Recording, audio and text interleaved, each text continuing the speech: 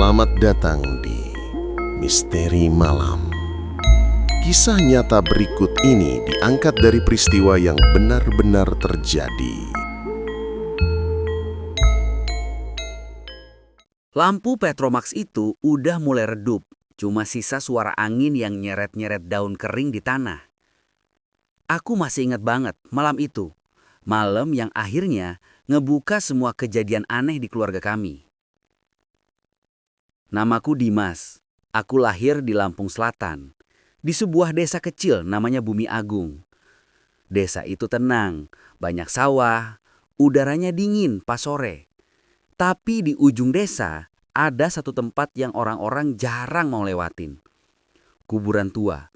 Di bawah pohon besar, pohonnya bengkok kayak udah capek hidup. Dari kecil aku sering dengar cerita dari kakek. Katanya kuburan itu bukan kuburan biasa. Di bawah tanahnya bukan cuma jasad, tapi juga ilmu yang dikubur.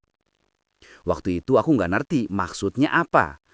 Aku pikir cuma mitos orang tua biar anak kecil nggak main jauh-jauh. Tapi semua berubah waktu bapak ninggalin kami. Bapak meninggal mendadak. Padahal siangnya masih sehat, masih sempat bantu warga pas panen. Tapi malamnya katanya jatuh di dapur langsung kaku. Gak ada luka, gak ada darah. Waktu itu aku masih SMA. Bingung banget. Emak tiba-tiba histeris. Bilang, ini bukan sakit biasa, Dim. Bapak diserang. Aku sempat marah waktu itu. Bilang ke emak, jangan asal ngomong. Tapi di desa, semua orang percaya sama hal-hal kayak gitu. Gak ada orang mati tiba-tiba tanpa sebab. Selalu ada yang ngelakuin. Pas malam ketiga tahlilan, datanglah Paman Rudi, adiknya bapak. Dia tinggal di kota, jarang pulang. Paman datang bawa satu tas kain hitam, katanya buat bantu emak bersih-bersih rumah, biar gak ada energi negatif. Aku diam aja waktu itu. Tapi yang bikin aku mulai curiga, waktu Paman bilang begini. Sebenarnya masmu ini udah lama kena pantulan, Sri. Ilmu dari keluarga kita yang lama dikubur di kuburan bawah pohon itu, udah bangun lagi. Emak langsung pucat. Aku cuma melongo. Aku pikir dia bercanda. Tapi cara Paman ngomong tuh serius banget. Nadanya kayak orang yang udah nyaksiin sendiri sesuatu yang gak bisa dijelasin logika.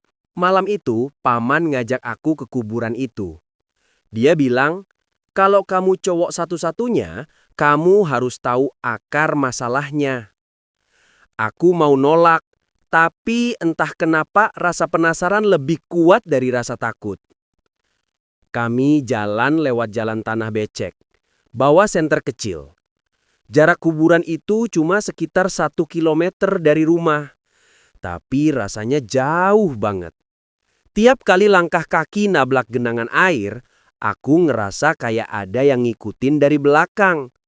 Pas ngengok, nggak ada siapa-siapa.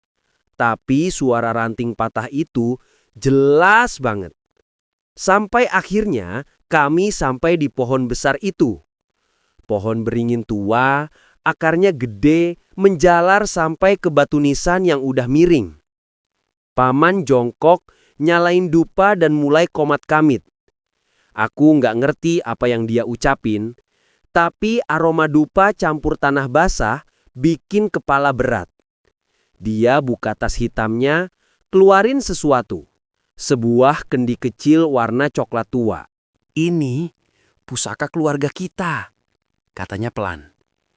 Dulu ditanam sama kakek buyutmu di sini. Tapi udah lama nggak dikasih makan. Mungkin itu yang bikin dia marah. Aku makin nggak ngerti. Dikasih makan, siapa yang marah? Tapi sebelum aku sempat nanya, Paman mulai gali tanah di bawah akar pohon itu. Nggak dalam, cuma sekitar 1/2 meter. Dan di dalamnya emang ada kendi lain, udah retak dan kering. Tapi yang bikin bulu kuduku berdiri, di sela retakan itu ada sesuatu yang kelihatan kayak rambut manusia. Aku langsung mundur. Pam, itu apaan? Paman cuma diam, tapi matanya nggak lepas dari kendi itu.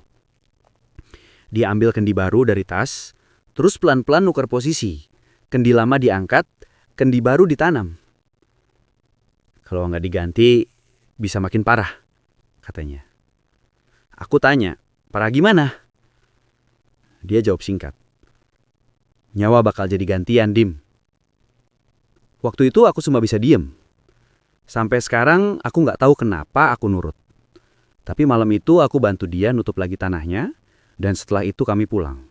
Besok paginya, semua terasa normal. Emak masak seperti biasa. Aku bantu nyapu halaman. Cuma, ada satu hal yang bikin aneh. Aroma dupa dari semalam masih kecium. Padahal nggak ada dupa di rumah. Dan di kamar bapak, yang udah dikosongin, lampunya tiba-tiba nyala sendiri. Aku pikir korslet.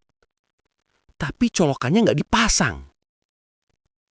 Malam kedua, aku baru bener-bener ngerasain sesuatu yang aneh. Aku kebangun sekitar jam 2. Ada suara langkah di teras depan. Pelan banget, tapi ritmenya jelas. Aku intip dari jendela. Dan sumpah, di depan rumah ada bayangan orang berdiri. Tingginya kayak manusia, tapi warnanya hitam legam, kayak asap pekat. Dia nggak ngapa-ngapain, cuma berdiri, ngadep ke rumah.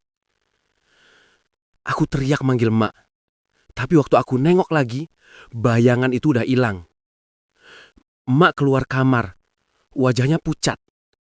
Dia cuma bilang, itu dia, udah mulai nyari yang belum bayar. Aku makin bingung. Dan mulai malam itu gangguan gak berhenti. Kadang ada suara langkah di atap, kadang suara ketukan di jendela tengah malam. Kucing di rumah kami tiba-tiba hilang satu persatu. Yang terakhir aku temuin mati di belakang rumah. Tubuhnya kaku, matanya terbuka, dan di mulutnya ada rambut panjang warna abu-abu. Aku mulai curiga sama kendi yang dibawa paman. Apalagi tiap dia datang ke rumah, emak selalu nurut. Padahal dulu mereka nggak akur. Aku ngerasa ada sesuatu yang disembunyikan. Suatu malam, aku pura-pura tidur. Tapi dari kamar, aku dengar mereka bisik-bisik di dapur. Paman bilang pelan banget. Selama benda itu disimpan di rumah, gak bakal tenang. Tapi jangan sampai orang luar tahu. Nanti malah berbalik. Emak jawab dengan suara gemetar. Aku gak sanggup, Ruth. Sejak masmu mati, tiap malam aku lihat bayangan di kaca. Kadang dia senyum. Aku langsung merinding. Aku tahu itu bukan halusinasi. Karena aku juga sering lihat sosok itu. Berdiri di depan kaca ruang tamu. Cuma diam, tapi jelas itu bentuk bapak. Tapi matanya kosong. 3 hari kemudian, paman bilang mau balik ke kota. Tapi sebelum pergi, dia titip kendi itu di ruang tengah. Jangan dibuka, apapun yang terjadi, katanya. Dan dia pergi begitu aja. Malamnya angin kenceng banget. Genteng bunyi, jendela kebanting. Emak nggak bisa tidur, aku juga. Jam 2 lewat, tiba-tiba kendi di ruang tengah jatuh sendiri dari lemari. Pecah. Dari dalamnya keluar cairan hitam kental kayak oli bau anyir banget. Dan di tengah cairan itu, aku lihat foto keluarga kami yang udah rusak setengah, kayak terbakar. Aku sama emak panik, buru-buru bersihin. Tapi setiap kali kain pelnya kena cairan itu, malah ngerasa panas banget, kayak kebakar dari dalam kulit. Emak nangis, teriak nama bapak. Dan di saat itu, suara dari arah dapur pelan-pelan terdengar. Suara langkah. Tapi bukan langkah manusia biasa. Langkahnya berat, kayak kaki nyeret tanah. Bau amis makin kuat. Dan sebelum aku sempat nyalain lampu, semua lampu rumah mati. Gelap total. Aku pegang tangan Mak, kami berdua diem di ruang tengah. Cuma suara angin dan sesuatu yang kayak desisan dari arah kamar Bapak.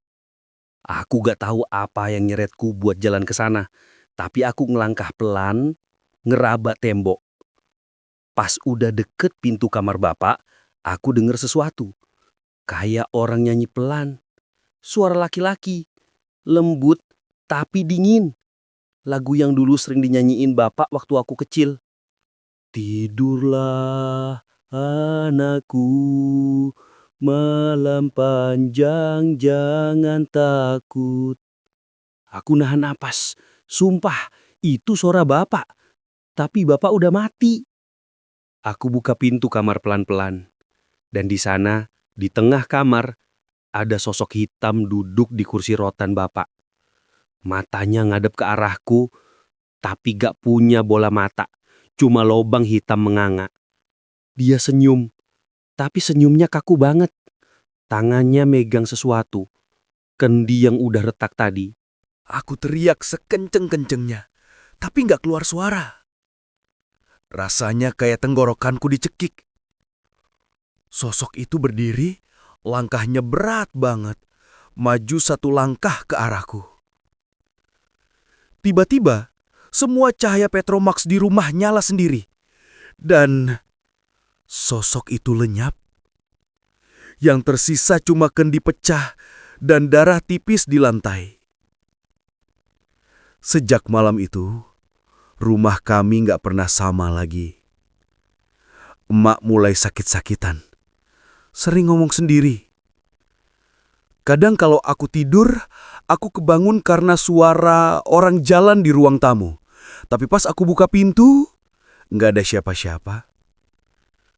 Dan setiap pagi, aku selalu nemuin tanah kuburan berserakan di depan rumah. Kayak ada yang datang dari kuburan itu tiap malam. Kadang, yang paling menakutkan itu bukan hantu, tapi rahasia yang dijaga keluarga sendiri. Sejak malam kendi itu pecah, rumah kami jadi kayak punya kehidupan sendiri. Lampu sering nyala padam walau gak ada angin, piring jatuh dari rak tanpa sebab, dan di ruang tengah, bau dupa itu gak pernah hilang. Mak makin kurus. Kadang aku lihat dia ngomong sendiri di depan lemari tempat kendi itu dulu disimpan. Tangannya gemetar, suaranya pelan, kayak lagi minta maaf ke seseorang yang gak kelihatan. Aku sempat nanya, "Mak, ngomong sama siapa?" Dia cuma jawab pendek, "Sama dia, Dim. Sama yang dulu dijanjiin Bapak." Aku gak ngerti maksudnya. Tapi makin hari makin jelas kalau ada yang disembunyikan. 3 hari setelah kejadian itu, datang kabar dari kota. Paman Rudi meninggal. Katanya kecelakaan di jalan lintas. Tapi anehnya, waktu jenazahnya dibawa pulang ke desa, aku lihat sendiri di dadahnya ada luka bulat gosong sebesar uang logam. Kayak bekas terbakar dari dalam. Orang-orang di desa mulai bisik-bisik. Ada yang bilang paman kena balasan. Ada juga yang bilang dia nggak sempat nyerahin tumbal. Aku nggak percaya begitu aja. Tapi malam setelah pemakaman, waktu semua orang udah tidur, aku duduk di teras. Dari kejauhan, arah kuburan tua itu, aku lihat asap tipis naik perlahan. Kayak ada yang bakar sesuatu di sana. Dan samar-samar ada bayangan orang berdiri di antara batu nisan. Aku tahu siapa itu. Bapak. Aku nggak bisa tidur malam itu. Aku mutusin buat ke kamar Bapak. Sekedar duduk di sana, biar gak ganggu mak yang lagi sakit. Di meja, aku nemu buku catatan kecil. Buku tua. Kertasnya udah kuning, isinya tulisan tangan Bapak. Awalnya cuma daftar pengeluaran sawah. Tapi di halaman belakang, aku nemuin sesuatu yang beda. Tulisan tangannya berubah aneh, kayak terburu-buru. Rudi datang lagi. Dia minta aku buka kembali tanah itu. Katanya keluarga kita punya penjaga di sana. Tapi aku nggak mau. Aku udah janji nggak mau mainan beginian lagi. Malam ini kendi itu manggil. Aku dengar suara dari bawah tanah. Kalau besok aku nggak bangun, tolong tutup semuanya, Dim. Tanganku langsung gemetar. Jadi Bapak tahu, ini bakal terjadi. Dan Paman maksa dia buka tanah itu. Berarti sejak awal, semua udah direncanain. Aku gak tahu kenapa, tapi malam itu aku mutusin buat ke kuburan itu sendiri. Gila. Iya. Tapi kalau gak aku yang nyari tahu, siapa lagi? Aku bawa senter, korek, dan pisau dapur buat jaga-jaga. Langit gelap banget, bulan ketutup awan. Pas sampai di jalan kecil menuju pohon beringin, suara jangkrik tiba-tiba berhenti. Sunyi. Benar-benar sunyi. Sampai aku dengar suara kayak orang nyeret rantai. Aku sorot senter, gak ada siapa-siapa. Tapi bau anyir mulai kecium lagi. Bau yang sama kayak waktu kendi itu pecah. Aku nyorot tanah dan aku lihat jejak kaki manusia. Tapi bentuknya aneh. Jari-jarinya panjang banget, kayak cakar. Jejak itu menuju ke pohon besar itu. Di bawah pohon, tanahnya udah berubah. Gembur, kayak baru digali. Aku jongkok, pegang tanahnya, masih anget. Dan di bawah akar, aku lihat sesuatu yang nyembul sedikit. Tali merah. Waktu aku tarik, keluar bungkus kain putih kecil. Dalamnya ada potongan kuku, rambut, sama secari kertas lusuh bertuliskan huruf Arab campur Latin. Bau busuknya nyengat banget. Aku baru sadar, itu isi kendi yang pertama kali dikubur Paman. Berarti, waktu dia tuker kendi, yang lama nggak dibuang, cuma ditanam ulang. Dan mungkin sekarang udah hidup. Aku pengen lari, tapi langkahku berat banget. Kayak tanah di bawah kaki nahan aku. Tiba-tiba, senter mati. Gelap total. Dari arah belakang, ada suara napas berat. Dan di telingaku, aku dengar suara pelan, berat, serak. Kau anaknya. Aku langsung putar badan, tapi nggak ada siapa-siapa. Cuma kabut tebal yang ngelilingin pohon itu. Aku lari sekuat tenaga balik ke rumah. Pas sampai, emak lagi duduk di ruang tamu. Matanya kosong. Tangannya megang foto bapak. Dia udah balik, Dim, katanya pelan. Tapi bukan buat kita. Dari malam itu, gangguan makin parah. Barang-barang pindah sendiri. Suara langkah di atap tiap jam 2, bahkan ayam tetangga mati mendadak. Desa mulai heboh. Orang bilang rumah kami kena kutukan. Ada yang nyaranin mak buat pindah, tapi dia keras kepala. Kalau kita pergi, dia bakal nyusul. Mending kita hadapin di sini. Aku mulai ngeliat sosok itu lagi. Tapi kali ini nggak cuma 1, kadang 2, 3, bahkan lebih. Berdiri di pekarangan. Semuanya sama, bayangan hitam tanpa wajah. Sampai akhirnya datang seorang dukun tua yang dikenal di desa seberang, Mbah Darto. Orang-orang bilang dia satu-satunya yang pernah ngunci kuburan itu dulu waktu zaman kakek buyutku masih hidup. Mbah Darto datang sore hari bawa bungkusan kain kuning dan botol kaca kecil. Pas ngeliat emak, dia langsung bilang, "Ilmu itu udah kebuka lagi, Bu. Tapi yang manggil bukan manusia, melainkan darahnya sendiri." Aku nanya, Maksudnya apa? Dan dia cuma ngelirik aku. Bapakmu pernah janji sama sesuatu di sana. Ilmu penjaga keluarga. Tapi janji itu dilanggar. Sekarang dia nuntut gantinya. Suasana di ruang tamu hening banget. Emak cuma nangis. Mbah Darto lalu suruh kami siapin air, garam, dan foto keluarga. Malam itu ritual pembersihan dimulai. Mbah Darto duduk di tengah ruangan, mata tertutup. Dia mulai baca mantra pelan, suaranya berat banget, kayak keluar dari dada. Asap dupa makin tebal. Aku duduk di belakangnya, sambil jagain mak yang udah setengah sadar. Tiba-tiba, suara dari arah dapur kedengaran keras, kayak piring pecah. Terus ada suara tawa.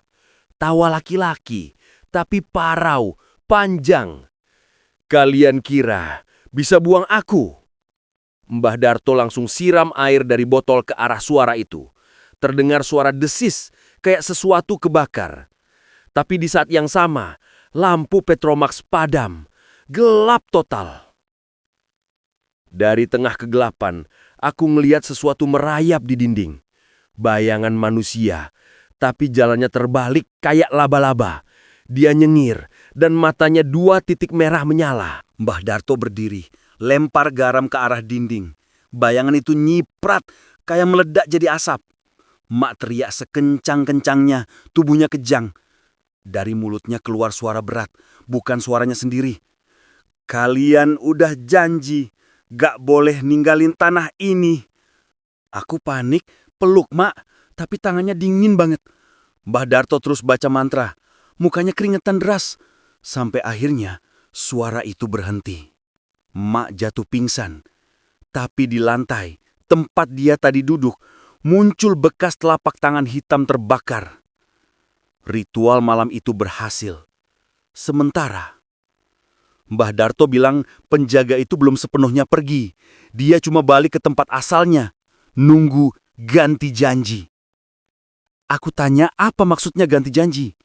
Dia cuma bilang, selama tanah itu gak dikunci lagi, arwah dan santet bakal terus keluar. Dan kalau darah keluarga ini gak diputus, bakal ada yang mati lagi. Setelah bilang begitu, Mbah Darto pamit. Tapi sebelum pergi, dia kasih aku jimat kecil dari kulit pohon beringin. Dia bilang, kalau suara itu datang, bakar ini. Tapi jangan sekali-kali balik ke kuburan itu sendirian. Aku angguk, tapi jauh di dalam hati, aku tahu aku bakal langgar pesannya. Karena rasa penasaran itu udah keburu berubah jadi obsesi. Malam berikutnya, mak mulai bisa jalan lagi, tapi sering ngomong sendiri. Kadang dia duduk di depan jendela sambil bisik. "Bapakmu kedinginan di sana." Aku berusaha gak peduli. Tapi setiap jam 2 malam, aku kebangun karena bau dupa. Dan tiap kali aku buka mata, aku selalu lihat tanah di bawah pintu kamar kayak habis dilangkahi seseorang. Basah, ada bekas kaki. Sampai suatu malam, aku kebangun lagi. Tapi kali ini bukan karena bau dupa. Aku kebangun karena ada suara dari luar kamar. Suara laki-laki, lirih banget, manggil pelan. "Dim, bantu bapakmu, buka tanah itu lagi." Aku langsung duduk, lihat ke arah pintu. Dan pintunya perlahan kebuka sendiri. Gagangnya muter pelan. Krek. Di balik pintu, aku lihat bayangan bapak. Tapi wajahnya udah rusak separuh. Darah kering di pipi, matanya kosong. Dia ngulurin tangan. Tangannya panjang banget sampai hampir nyentuh aku. Aku gak bisa gerak, cuma bisa nangis. Suara itu makin pelan. "Kalau kamu gak buka, makmu bakal gantiin aku." Dan seketika dari kamar sebelah, mak teriak keras banget. Suara teriakannya nyayat, kayak orang kesakitan luar biasa. Aku lari ke kamar mak, tapi dia udah gak sadarkan diri. Di dadanya muncul bekas luka gosong, Persis kayak yang aku lihat di dada paman. Aku teriak, nangis, gak tahu harus ngapain.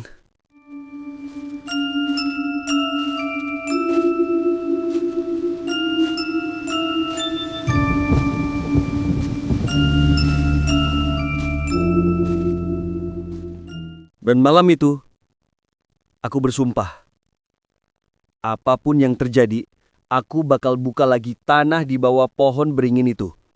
Karena di sana, semua jawabannya menanti. Kadang rasa takut itu cuma tanda kalau sesuatu yang lebih besar lagi udah siap bangun. Malam itu aku nggak bisa tidur. Setiap kali mataku merem, aku selalu kebayang wajah emak yang pucat, bekas luka gosong di dadanya, dan suara bapak yang manggil aku dari balik kegelapan. Seolah-olah rumah ini udah bukan rumah lagi, tapi semacam pintu ke dunia yang lain. Aku duduk di lantai sambil megang jimat kecil yang dikasih Mbah Darto. Benda itu cuma potongan kulit pohon beringin. Tapi anehnya, makin lama aku pegang, makin hangat. Kayak dia tahu apa yang aku pikirin. Dan jujur aja, aku cuma mikirin satu hal. Balik ke kuburan itu. Aku tahu Mbah Darto udah larang. Tapi sekarang emak terbaring gak sadar, rumah bau dupa terus, dan bayangan di pekarangan gak pernah pergi. Kalau aku gak ngelakuin sesuatu, mungkin besok aku bakal kehilangan emak juga. Jadi malam itu, aku ambil senter, korek, sama parang kecil dari dapur. Lalu pelan-pelan, aku keluar rumah. Jalan menuju kuburan itu sunyi banget. Langit mendung, gak ada bulan, cuma cahaya petir jauh di ufuk utara. Setiap kali cahaya itu nyambar, aku bisa lihat bayangan pohon-pohon bergoyang, kayak tangan yang mau narik aku masuk. Begitu sampai di depan pohon beringin itu, angin langsung berhenti. Gak ada suara jangkrik, gak ada daun yang bergerak. Semuanya diam. Kayak dunia berhenti cuma buat nonton aku. Aku jongkok di depan akar besar tempat dulu aku nemuin tali merah. Tanahnya masih gembur, tapi sekarang ada batu kecil disusun melingkar di sana. Batu itu kelihatan baru, kayak ada orang yang baru aja menutup sesuatu. Aku tahu, ini pasti kerjaan Badarto.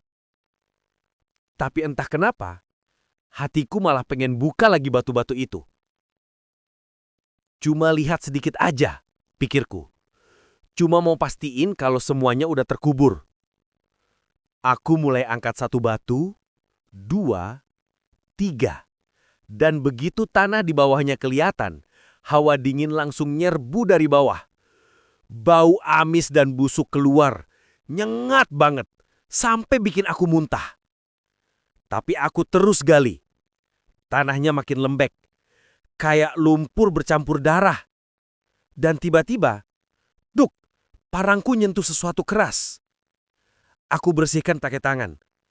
Dan aku lihat kendi hitam. Persis kayak yang pecah dulu di rumah. Dimas. Aku langsung mundur satu langkah. Tapi kendi itu bergerak sendiri. Pelan-pelan miring, lalu jatuh pecah di tanah. Dari dalamnya keluar asap hitam pekat. Asap itu berputar, lalu bentuknya berubah. Jadi sosok laki-laki tinggi besar. Tapi tubuhnya penuh belatung, dan wajahnya, wajah bapak.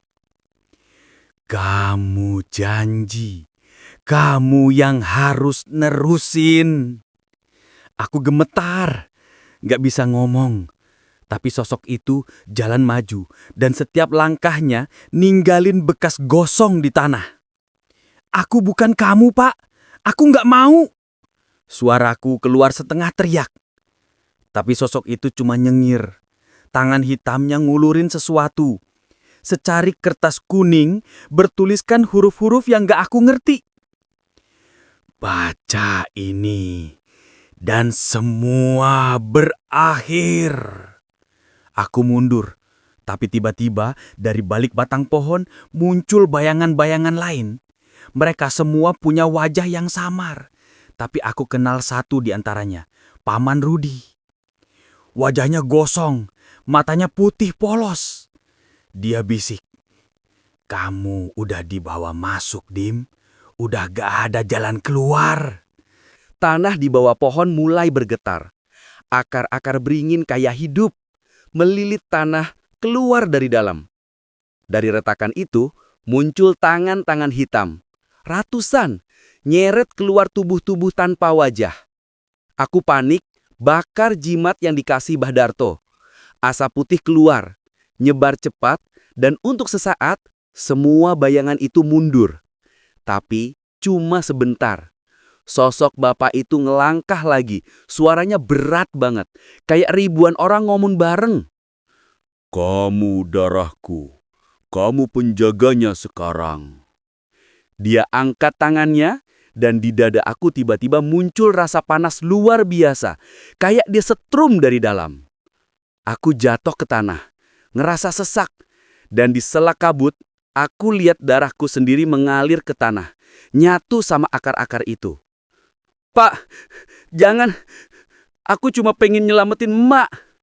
Tapi dia nggak jawab, cuma lihat aku dengan mata kosong, lalu nunduk pelan, kayak ngasih restu. Lalu, semuanya gelap. Aku gak tahu berapa lama aku pingsan. Pas sadar, aku udah di rumah. Emak duduk di sampingku, matanya sembab, tapi senyum kecil di wajahnya. "Kamu udah sadar, Nak?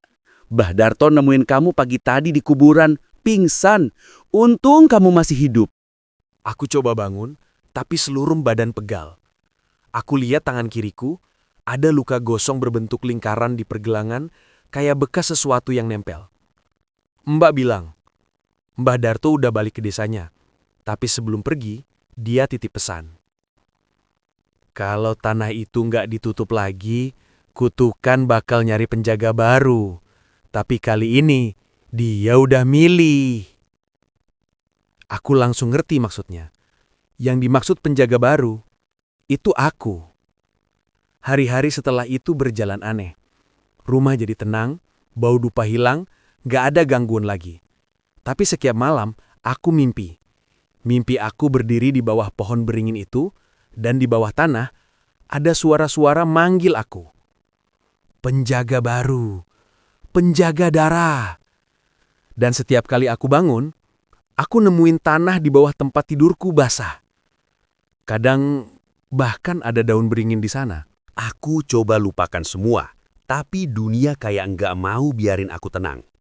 Suatu malam, waktu aku ngaca di kamar mandi, aku lihat sesuatu di cermin.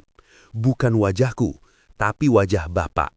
Dia tersenyum, matanya kosong, dan di belakangnya aku lihat pohon beringin itu, di tengah cermin. "Jaga mereka, Dim, sekarang giliranmu." Cermin langsung retak. Air keran berhenti ngalir, tapi dari dalam wastafel keluar tanah basah bercampur darah. Aku mundur pelan dan di telingaku ada bisikan, "Kamu udah bagian dari kami." Sejak hari itu, aku nggak pernah pergi jauh dari rumah. Mak bilang aku sering melamun di teras, ngeliatin arah kuburan. Kadang aku sadar, kadang enggak. Tapi yang paling aneh, setiap kali ada orang di desa meninggal, aku selalu mimpi pohon beringin itu bergetar. Daun-daunnya jatuh satu persatu dan suara langkah terdengar dari bawah tanah. Sampai suatu malam, aku sadar. Aku bukan cuma penjaga, aku juga jalan masuknya. Kau bukaan, kau penghubung, darahmu jalan. Aku teriak, lempar semua barang di kamar. Tapi suara itu makin keras. Dari tembok, dari lantai, dari bawah tempat tidur. Sampai akhirnya aku lihat tangan hitam keluar dari bawah kasur. Narik pergelangan kakiku. Aku jerit sekeras-kerasnya. Tapi emak nggak dateng. Sampai akhirnya tangan itu hilang lagi. Dan aku cuma bisa duduk di lantai, nangis, ngerasa gak punya siapa-siapa lagi. Besok paginya, radio di ruang tamu nyala sendiri. Salurannya gak jelas, cuma suara orang bisik-bisik dalam bahasa yang aku gak paham. Tapi di sela statis, ada satu kalimat yang jelas banget. Tanah udah kebuka lagi. Aku langsung sadar. Itu berarti seseorang udah ke kuburan itu. Mungkin orang kampung, mungkin pencuri, aku gak tahu. Tapi kalau benar tanah itu kebuka lagi, semuanya bakal mulai dari awal. Aku berdiri di depan cermin lagi malam itu. Lihat bekas gosong di tangan kiriku. Dan di sekelilingku mulai terasa dingin. Suara jangkrik pelan-pelan hilang. Diganti suara angin berat dari arah barat, arah kuburan tua. Aku tahu apa artinya. Waktu aku lihat jendela, di luar udah ada kabut. Dan di tengah kabut itu, aku lihat bayangan orang berjalan pelan ke arah rumahku. 1, 2, 3 sosok. Semuanya tanpa wajah. Aku cuma bisa berdiri di depan pintu, nunggu. Karena jauh di dalam hati, aku tahu aku bukan korban lagi. Aku bagian dari mereka. Santet gak pernah mati. Dia cuma pindah dari satu darah ke darah berikutnya. Kadang yang paling menyeramkan bukan arwah yang gentayangan, tapi kenangan yang gak mau mati. Udah 2 minggu sejak malam itu. Rumah ini sekarang sepi. Emak dibawa ke rumah saudaranya di kota buat dirawat. Dan aku tinggal sendirian di sini. Orang kampung gak pernah datang lagi. Katanya mereka takut. Setiap malam dari arah rumahku masih sering kedengeran suara langkah orang jalan di tanah basah. Tapi pas disamperin, gak ada siapa-siapa. Cuma jejak kaki yang gosong. Aku udah gak ke kuburan itu lagi. Tapi anehnya, meskipun aku gak pernah pergi ke sana, bau tanah basah itu selalu nyusul aku. Kadang waktu aku nyapu halaman, aku nemu daun beringin kering di lantai. Padahal di sekitar rumah gak ada pohon beringin sama sekali. Mbah Darto belum balik sejak terakhir kali nyelamatin aku. Cuma sekali dia kirim pesan lewat orang kampung. Kalau tanah itu manggil lagi, jangan ditanggepin, diem aja. Kadang yang mereka mau cuma perhatian. Kedengerannya sederhana, tapi coba deh, diem waktu ada suara manggil namamu di tengah malam. Bukan sekali 2 kali, setiap malam. Dim, kamu dengar gak suara itu? Suara itu kayak berasal dari balik tembok. Kadang dari plafon. Kadang dari arah sumur. Pelan, tapi jelas banget. Dan yang paling aneh, aku mulai hafal iramanya. Kayak nafas seseorang yang aku kenal sejak kecil. Kadang aku mikir, mungkin itu cuma halusinasi. Mungkin aku belum bisa terima kehilangan bapak. Atau mungkin aku emang udah terlalu lama sendirian. Tapi setiap kali aku nyoba berpikir rasional, selalu aja ada tanda-tanda kecil yang bikin logika gak berlaku lagi. Kayak tadi pagi waktu aku bangun dan nemuin tanah basah di telapak tangan. Atau waktu aku mandi dan airnya berubah jadi agak keruh. Bau logam, kayak air dari sumur kuburan itu. Radio tua bapak di ruang tamu sekarang suka nyala sendiri. Kadang muter lagu-lagu tahun 80-an. Tapi kadang cuma suara gemuruh dan bisikan.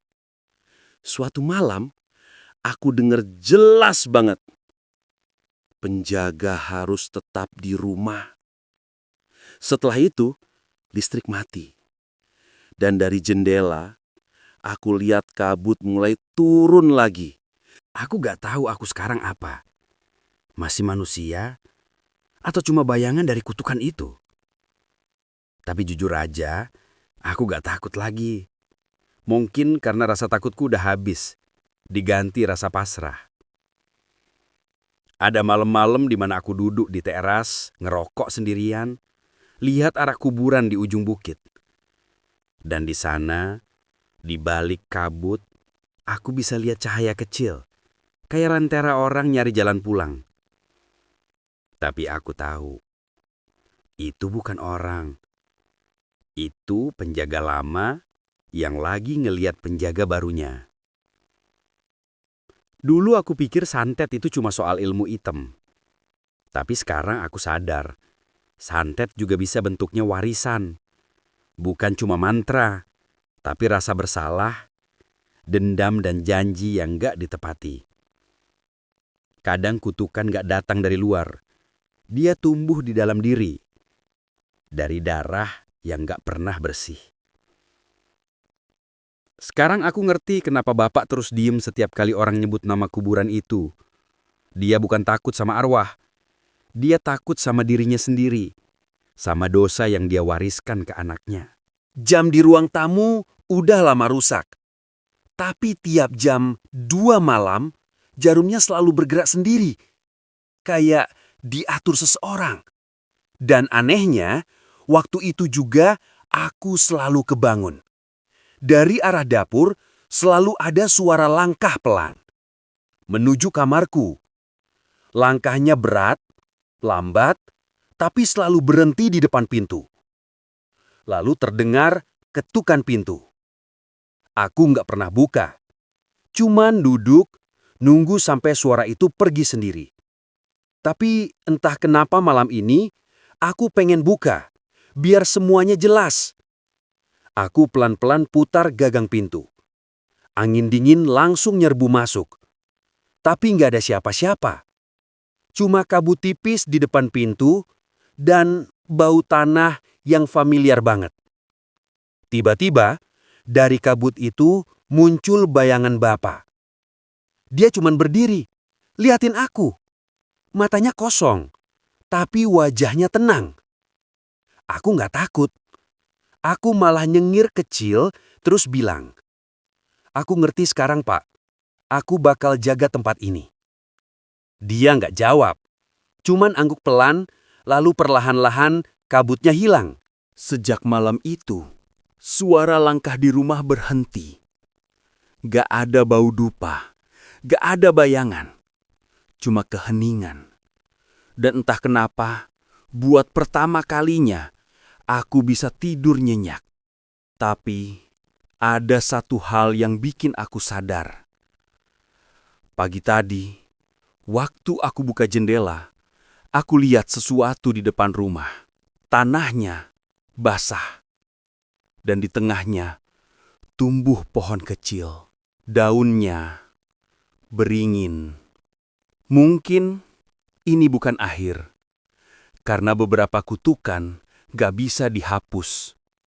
Mereka cuma nunggu waktu buat diwarisin lagi.